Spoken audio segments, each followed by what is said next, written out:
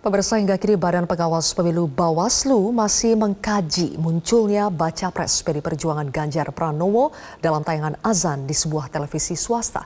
Apakah persoalan ini bisa dikategorikan sebagai pelanggaran pemilu atau masuk ke ranah pelanggaran frekuensi publik yang menjadi ranah dari Komisi Penyiaran Indonesia atau KPI? Saya akan membahasnya bersama dengan mantan Ketua Bawaslu Abhan dan Sekjen Komite Independen Pemantau Pemilu atau KIPP, Kakak Suminta. Selamat malam Pak Abhan, Pak Kakak.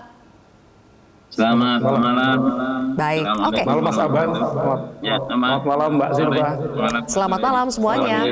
Baik, Pak Abhan, harusnya kita sudah mendengarkan hasil kajian dari Bawaslu, tapi sampai sekarang kami masih menunggu konferensi pers yang akan digelar oleh Bawaslu terkait dengan hasil kajian kemunculan Ganjar Pranowo di video tayangan azan.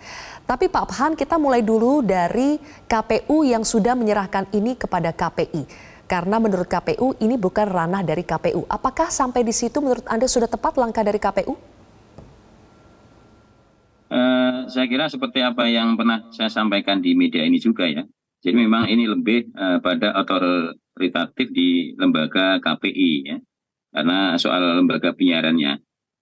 Mekanisme di KPI menurut saya mestinya harus bisa cepat segera untuk mencapai kepastian ini kan. Ya, karena saya kira sudah cukup beberapa hari kan untuk melakukan kajian-kajian ini, dan menurut saya sudah cukup jelas ya dari fakta-fakta yang ada dan ketentuan norma undang-undang maupun regulasi yang lain yang ada di KPI ya. Menurut saya memang harus segera untuk bisa ada keputusan dari KPI ya, apakah ini ada kesalahan dari lembaga penyiaran atau tidak ya. Kalau di Bawaslu sebetulnya bahwa Bawaslu memang punya waktu untuk melakukan kajian ya, selambat-lambatnya 14 hari. Kalau itu mau ada laporan atau temuan. Jadi kalau memang ini bukan menjadi bagian dari adanya laporan dari publik, Bawaslu juga punya kewenangan sebagai bagian dari temuan Bawaslu itu sendiri untuk menentukan apakah ini menjadi bagian pelanggaran pemilu atau tidak ya. Tetapi Pak seperti sekali ini ya, Pak Abhan, Pak sekali ketika kita sedang melakukan dialog ini ternyata Bawaslu menyampaikan hasil kajiannya, sedang menggelar konferensi pers. Kita ikuti dulu apa yang disampaikan oleh Bawaslu berikut ini. Untuk tidak kemudian mengajak itu salah satu yang eksplisit adalah ada tanda coblos. Itu kami minta untuk diturunkan. Sekarang hanya memperkenalkan diri saja bahwa dia peserta pemilu. Kalau itu sudah cukup sebenarnya untuk alat peraga itu pun sudah ada yang kami sampaikan kepada Komisi 2 juga pada saat yang lalu. Jadi pemasangan alat peraga itu kami harapkan juga tidak melanggar peraturan daerah setempat. Misalnya yang tidak diperbolehkan itu apa, nanti dilihat di peraturan wali kota, peraturan bupati dan juga peraturan gubernur yang ada.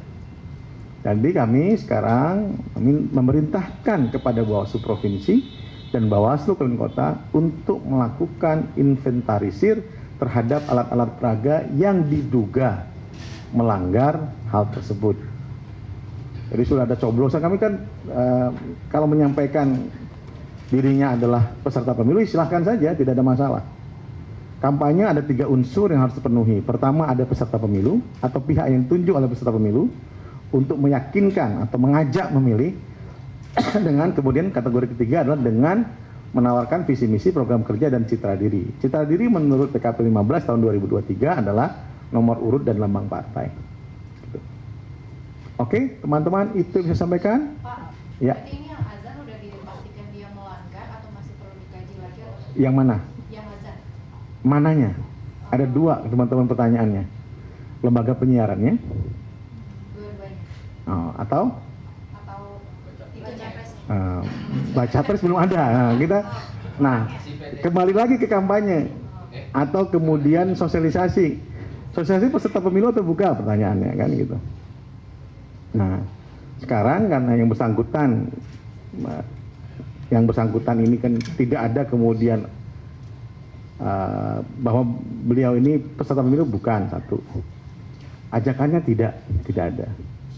Kemudian menawarkan visi misi ada nggak di situ? Tidak ada juga kan.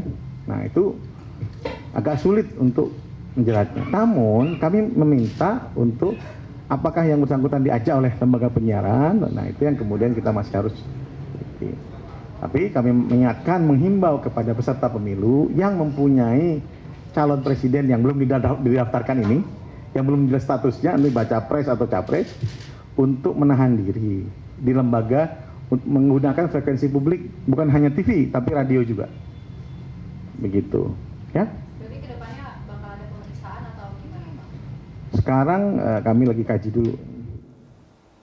Baik, itu tadi pernyataan dari Ketua Bawaslu RI, Rahmat Baja.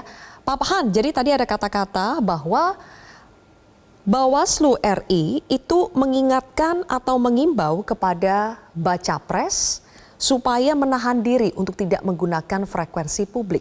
Meskipun menurut Bawaslu dalam tayangan video azan tersebut itu tidak ada unsur pelanggaran pemilu karena satu, belum ada ditetapkan sebagai peserta pemilu, kemudian juga tidak ada visi misi yang disampaikan dan tidak ada ajakan. Menurut Anda bagaimana Pak Abhan? Apakah itu sudah tepat ketika Bawaslu melihatnya seperti itu? Ya, menurut saya bahwa saya melihat bahwa apa yang disampaikan Bawaslu sebagai bagian dari himbauan moral aja. Ya, ini soal fatsun jadi kan. Jadi himbauan moral dan fatsun sebagai bakal calon presiden kira-kira itu. Nah, memang sejak awal sudah saya sampaikan memang kesulitan bahwa kalau ini mau didekati dengan regulasi pemilu karena memang belum ada penetapan pasangan calon. Tetapi menurut saya begini ya, jadi Bawaslu bisa membuat sebuah kajian dan kajian itu memang seandainya memang bukan pelanggaran pemilu, Bawaslu bisa merekomendasi atau meneruskan kepada lembaga yang lain. Nah, dalam hal ini saya kira KPI yang akan lebih dekat ke sana ya. Artinya Bawaslu bisa juga keluarkan produk ya berupa semacam rekomendasi penerusan sebuah case ya ke lembaga komisi penyiaran. Itu saya kira akan lebih tepat ya. Jadi tidak hanya sekedar himbauan moral saja ya, tetapi juga ada tindakan dari Bawaslu. Meskipun kita paham bahwa ini memang pendekatan regulasi pemilu memang ada kesulitan karena belum ada penetapan pasangan calon, belum ada sebagai pasangan calon presiden dan wakil presiden. Tinggal ya kita tunggu aja bagaimana nanti kajian akhir atau pendapat atau keputusan dari Komisi Penyiaran yang punya otoritas dalam hal untuk menilai soal penggunaan frekuensi publik ini untuk azas proporsional, kemudian prinsip imparsial, netralitas dan adil ini, saya kira di sana arahnya. Baik Pak Abhan, kita sudah dengar tadi bagaimana sikap yang diambil oleh Bawaslu RI terkait dengan kemunculan Ganjar di tayangan video azan sebuah stasiun televisi. Kita juga ingin mendengar pendapat dari Pak Kaka selaku pemantau pemilu. Jelajahi cara baru mendapatkan informasi. Download Metro TV Extend sekarang.